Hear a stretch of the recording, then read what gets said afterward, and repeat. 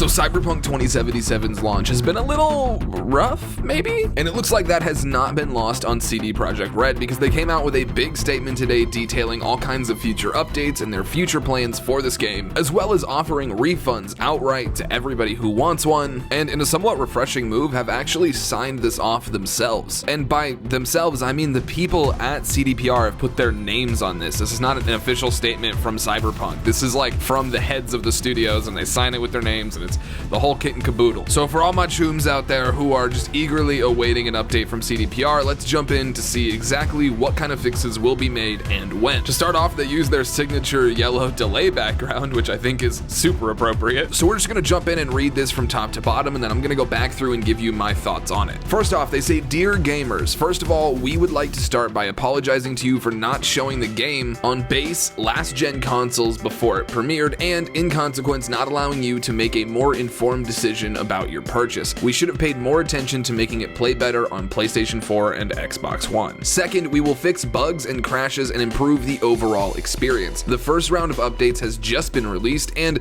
the next one is coming within the next 7 days. Expect more, as we will update frequently whenever new improvements are ready after the holidays. And then after the holidays, we'll continue working and we'll release 2 large patches, starting with patch number 1 in January. This will be followed by patch number 2 in February. Together, these should fix the most prominent problems gamers are facing on last-gen consoles, and we will be informing you about the contents of each patch ahead of their release. This will not make the game on last-gen look like it's running on a high-spec PC or a next-gen console, but it will be closer to that experience than it is now." And then they go on to say, "We would always like everyone who buys our games to be satisfied with their purchase. We would appreciate it if you would give us a chance, but if you are not pleased with the game on your console and don't want to wait for updates, you can opt to refund your copy. For copies purchased digitally, please use the refund system of PSN or Xbox respectively. For box versions, please first try to get a refund at the store that you bought the game from, but should this not be possible, please contact us directly at helpmerefund@cdprojectred.com,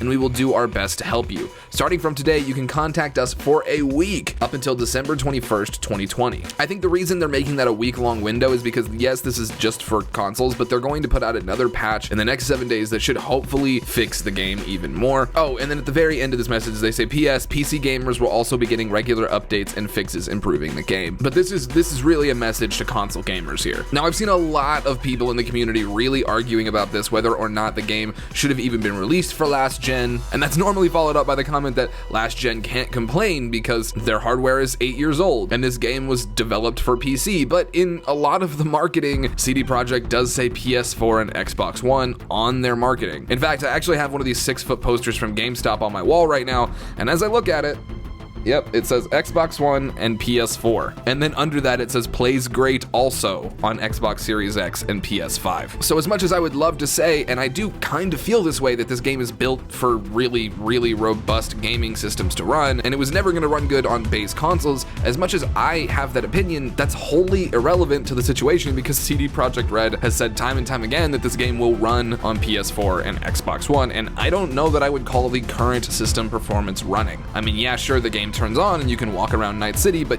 it's bad. But with that, I do want to note that the PC and Xbox Series X and PlayStation 5 versions of this game are all running really well, aside from a few occasional bugs. And hell, if I boot up Fallout 4 now, it still has more bugs than Cyberpunk 2077. So I do want to give credit where it's due. This game has obviously been paid a ton of development time and a ton of effort and a ton of, well, nitpicking at little different things to make sure that they work. But in reality, the lack of basic features, like how the police just spawn in on top of you and how when you point your gun at somebody, they don't run away, or if you shoot somebody in a crowd, everybody ducks with the exact same animation at the exact same time. There's been a lot of comparisons on the internet about this, but GTA 4 had better AI than Cyberpunk 2077 does. But all that to say that this game is actually really good on current gen and PC, but it's last gen that really sees the struggles of this. To me, it honestly feels like watching somebody try to run Cyberpunk 2077 on the Nintendo Switch. Now, to walk back through this and give you guys my final thoughts on it, when they say that there is another patch coming in the next 7 days that is in addition to all the patches that we've seen thus far. And personally on PC, even though I have a really good computer, I got a noticeable set of improvements after the patch from yesterday, and I obviously can't speak to how the base PS4 version of this game performs or the base Xbox One version of this game performs, but I can tell you that even just by raw numbers, I'm getting an extra 12 frames per second. Obviously that'll drop down to like an extra 6 frames per second in places with a little more population, but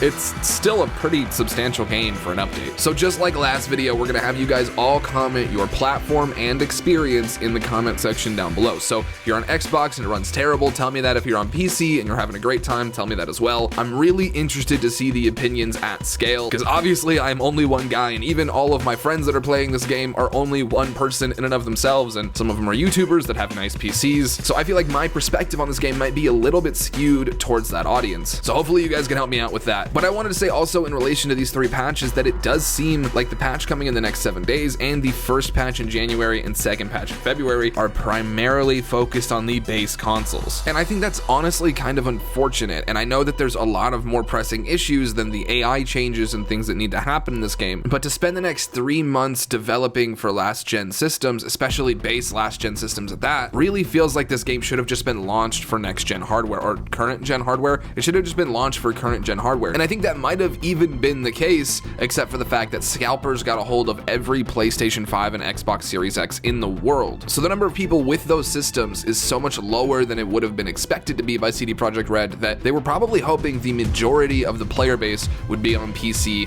PS5, and Xbox Series X, and that the base console community would be a lot smaller. But again, because of scalpers, that bet paid off very poorly for them. Now I have another video planned that's coming up soon about why the launch went the way it did, the things that happened behind the scenes at CD Projekt Red that made all of this actually come to fruition. And by all of this, I mean the bugginess, the weird nature behind the embargoes, etc, etc. It's a much more business focused video, and I hope you guys do enjoy that. But we also have a ton of in-game Cyberpunk 2077 content coming up over the next few weeks. I'm going to be aiming for daily uploads, so let me know if there's anything you want me to cover specifically. And as always, if you're not subscribed yet, make sure to smack that big red subscribe button down below so you don't miss any more super high quality Cyberpunk 2077 content. My name as always has been Pineapple. Thank you guys for 100K. I mean, seriously, it's pretty surreal to see like 3 numbers and then a comma. And the fact that I get to order my play button soon just because of the Cyberpunk community is really surreal. So I want to say thank you guys so much for all the support in the last 2 weeks. It has been absolutely incredible, and I can't wait to bring you guys the absolute best of this game. I have a ton more to say, but we'll save that for future videos. Until then, I'll be in Night City. I hope you are too, and I'll see you very soon with a brand new Cyberpunk 2077 video. All right, peace.